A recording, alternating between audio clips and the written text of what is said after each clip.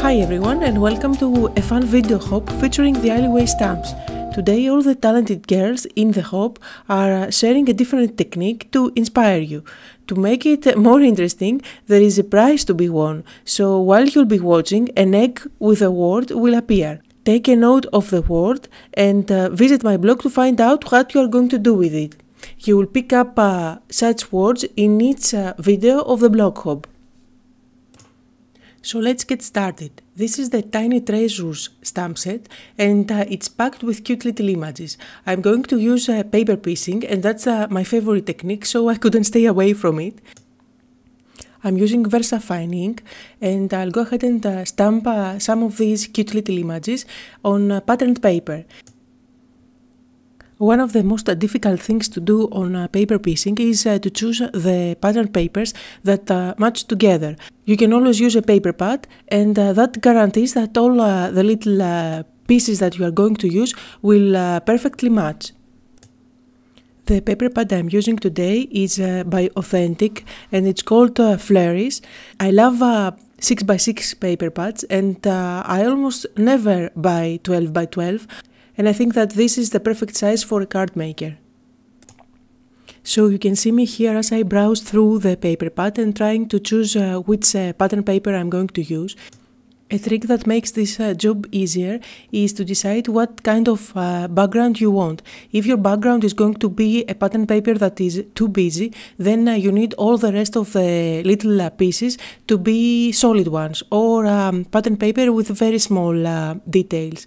While if you choose your background to be solid, then you can go ahead and use as many busy pattern papers as you like for your focal points.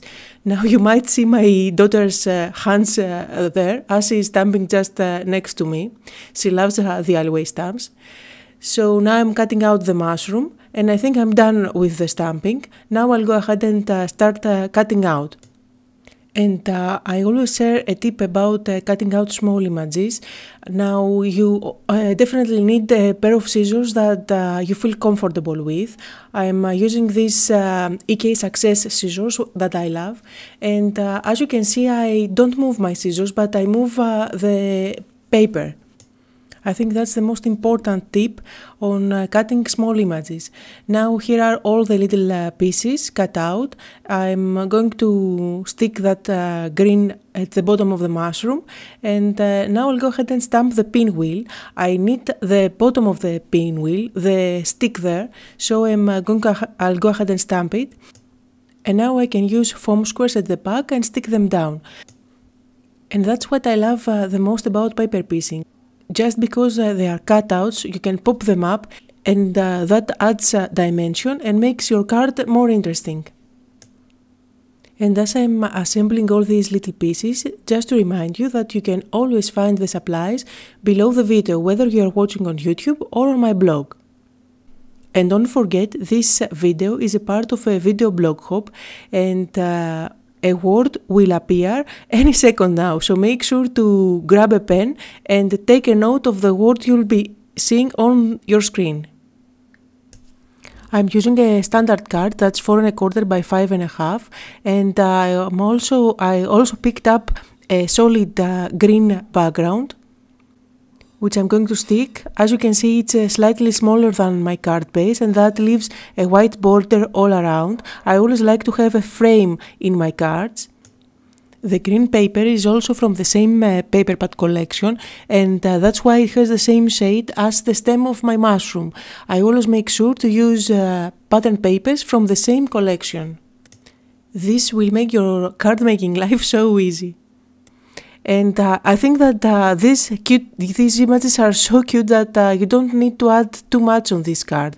I'll just go ahead and stick them down using foam squares and then stamp my sentiment. I keep this card clean and simple.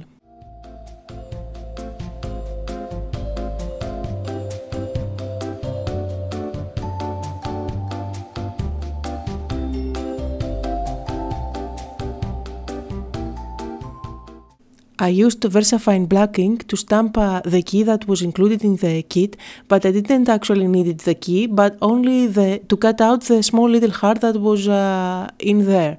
I'm sticking the little heart on top of my Onesy there, and I think my card is so cute. So I'll go ahead and use a stamp set by the Alleyway Stamps again. This is the Speakeasy stamp set, and it's packed with sentiments that you can use every day in your cards.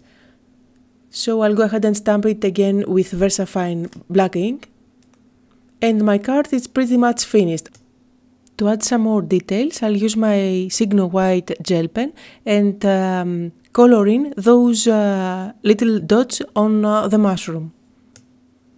And I guess my card is pretty much finished now.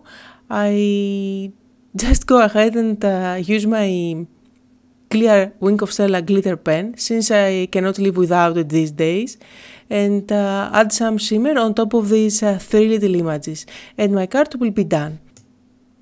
And that was the card for today from me.